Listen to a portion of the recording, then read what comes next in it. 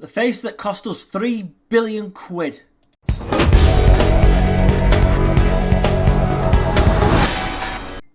As a result of that weak woman's tears in the Commons, she's cost Britain over 3 billion quid.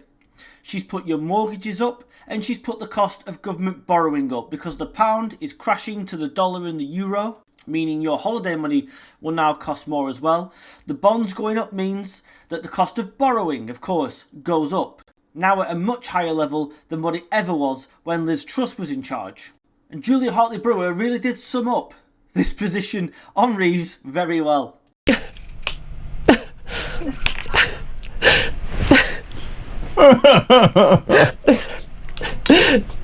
I don't know about you, I'm dealing with some personal matters and I really can't cope with today, and I've had a row with someone and I just can't do my job. Yeah, has anyone else ever felt like that? Philip Ingram, as you just heard, obviously feels exactly the same way. I'm Julia Hartley-Brewer. This is Talk, with a home of common sense where we don't cry. I'm so sorry, little Rachel Reeves. First woman Chancellor, you don't get to play the woman card and then throw the rest of us under the bus at the first sign of trouble. You cried yesterday, not because you had a row with Keir Starmer or Angela Rayner or the Commons Speaker Lindsay Hoyle, or because you weren't backed by the Prime Minister in questions from Kemi Badenoch about your future. And by the way, that Prime Minister's lying. You're not lasting all the way to the next election or beyond. You cried because you're not up to the job. Can't disagree with a single word. Over-promoted, out of her depth, underqualified. That is the woman that is going to have to come back in the autumn after saying that she would not raise taxes again and tell us that she's going to raise taxes again.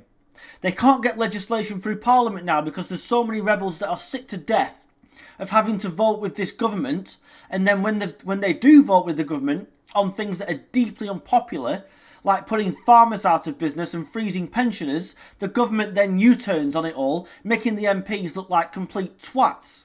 I'm sorry for the language, but it infuriates me. These people are useless cretins. They are charlatans. They are not fit to be in government. This is the worst government I've ever seen. And many of you watching this who are much older than me, I'd love to know in the comments, can you think of a more inept government?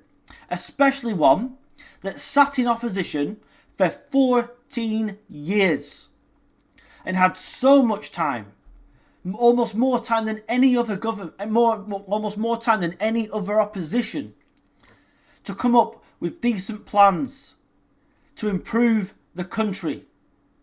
No, they lied their way through an election campaign. Their manifesto was complete lies. They have a leader that made 10 pledges to his own party and then broke every single one of those as well.